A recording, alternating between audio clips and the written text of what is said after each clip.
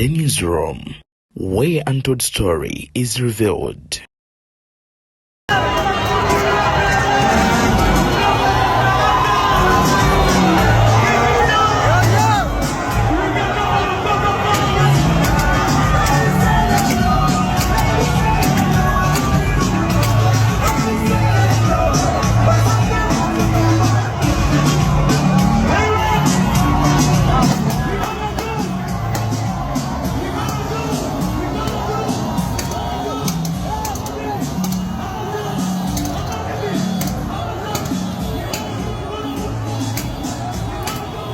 Agava mu Kings Empire simalungi omuyimbi Samanda Mansulu Kings military police musaze kwera nakwatibwa mu kibuga Kampala onono abadde agenda maaso n'okubeera nga ayisa obooli yawo drive mu kibuga n'okubeera nga agaba tickets z'ekivulu kye ekiri ku cricket oval ng'ennaku z'omwezi 24 omwezi guno ogwa January. Kings akyankalanyiza ekibuga era njagala ngende maaso n'okuba nga mbikuula b'embeera nga bwebadde nabutiya bwe bagenze maaso n'okubeera nga bamusalako wabula n'obwombefu bw'ekika ekyewaggulu nkusaba video eno osooka ogimpere like bw'ogiwa like bw'ogiwadde muliro ogugitambuza okutuuka ku buli sekinomu ate era mu ngeri y'emu nkusaba gwe atannaba kubanga osubscribinga sooka osubscribinge tusobole okubeera nga tutambulira wamu gwe wenna munnange yasubscribinga nkusaba okole mu kado kaje mu personalize okateeke mu all of ne notification ku mboozi zonna ze tuteekayo kansooke nkwe video eno ey'amagye olabe engeri gye gagenze maaso n'okuba nga gasalako Kings mu kibuga Kampala. Motoka ya Kingi bali mu kyasa yasa babo bali mu kyasa babo motoka ya Kingi bali mu kikuba babo bakole fujo babo bali mu kole fujo motoka ya Kingi yes bakole fujo.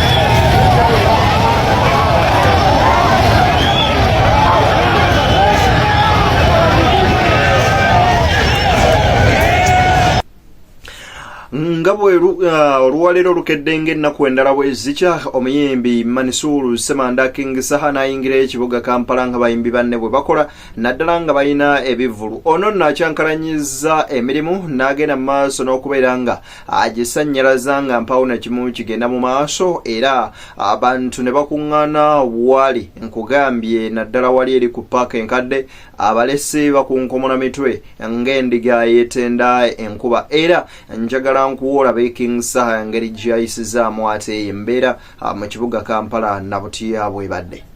Thank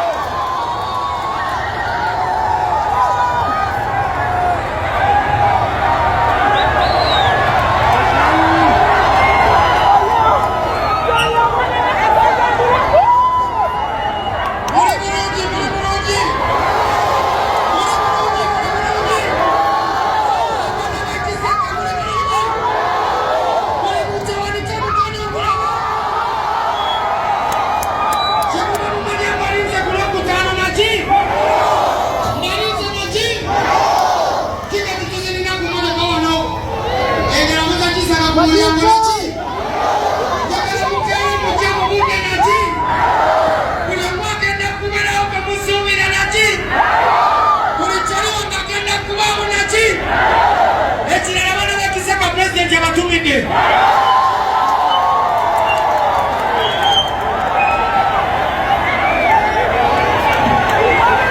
ebyo nno nga tubitadde ku mabbali ebya musajja mukulu amayikiddwa nga King Saha. Kakati nno Kano Kizza Besigye kyalwaddaaki agenze mu maaso n'okubeera nga addizibwa mu kkooti wali eri ku Buganda Road ko era nagenda mu maaso n'okuba nga ayongezeddwayo paka ng'ennaku z'omwezi 11 omwezi ogwokubiri lwajja okubeera nga addizibwa mu kkooti. Ono nno avunaanibwa omusango egyekuusa ku kubeera nga munnange yakola kye bayita inciting violence oba okubeera nga akulemberamu obwegugungo mu mwaka gwa 2021 gy'emisango egimuvunaanibwa mu kkooti eno. Okusinziira ku munnamateeka we Erias Lukwago ategeezezza nti embeera ya Kano Kizza Besigye teyisanyusa era tewoomesa nnakabululu. Ebigambo bya Erias Lukwago nzikiriza ngene maaso n'okuba nga mbikuwa. Faafagana n'embeera tutaganjula emitwe, tutaganjula obuwaayiro bwonna mu mateeka okulaba nti tutaasa obulamu bwa Dr. Kizza Besigye. Siga wano gokka naye n'agensi yonna waliwo East African Court of Justice, waliwo African Court of Justice and Human Rights, waliwo n'amakubo amalala mu Constitutional Court eya wano n'ebirala. So byonna tukyatakula mateeka, tukyataganjula mateeka nga tutakula obwongo okulaba nti tutaasa Dr. kubanga atayiziddwa naye nga mu byonna ekikyasoose okubeera ekyokumwanjula byebyokulyabi kubanga ebiragiro ebyadde bifumye byabadde bya bulabe nnyo naye kati atisi waliwo omuwaatwa nti abafamire basobola okuleeta ebyokulya katugezaako okulaba nti tukyakozesa omuwaatwa ogwo ebyabafamire abasobola okubireeta n'abali close then tulabe nga mututereeza system at least twagala kusooka kustabilizinga ebyokulya bye then tulwane nga mulamu naye nga mbakakasa nti tumaliridde okutaganjula buli kanyomero konna omuzungu kyagamba living no stone unturned okulaba nga tufuna eddembe lya Dr. Besigye. Emirimu kyagikola gy'ekibuga batukula mu kkooti buddakiika mu kkooti sooka obabuuze wali kusiteho ekyolabye byonna ebigenda mu maaso kino nekino katuli ku nsonga za NEMA kutuwa ttaka. NEMA yatugambye nti egenda kutuwa ttaka tetulina okuyiwa kasasi ate eno nga procurement naye bategenda maaso ey'ebuyala nga waliwo ab'emulugunya ebuyala kati NEMA gye tulinze netuwa eki n'ebirala bigenda maaso n'okulondoola ku ssente z'enguudo. Olaba ezo constructions ezo zemukuba egagendako abamu balina okutusiima amaanyi gentadde omwo nja kukozesa nze nga Lord Mayor gentadde mu ssente za African Development Bank ne Greater Kampala Metropolitan Project eya World Bank okulaba ng'enguudo zaffe zikolebwa.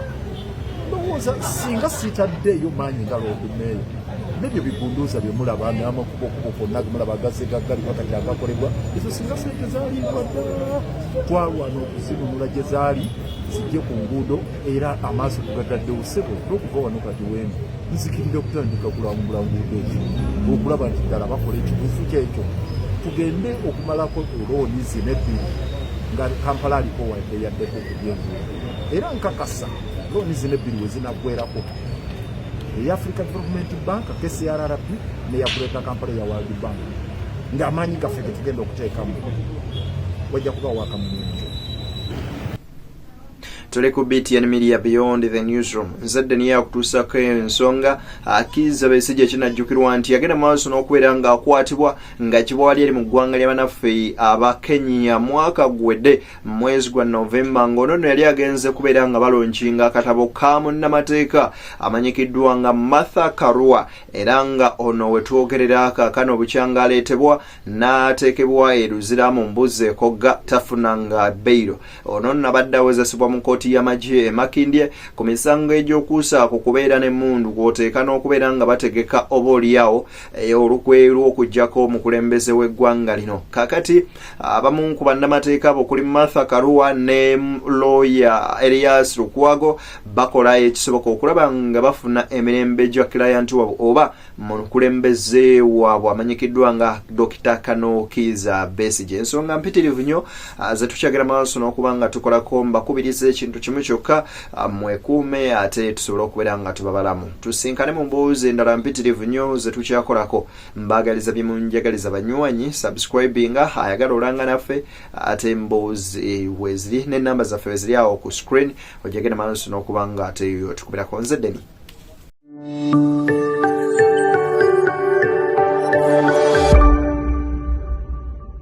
Beyond the newsroom, where untold story is revealed.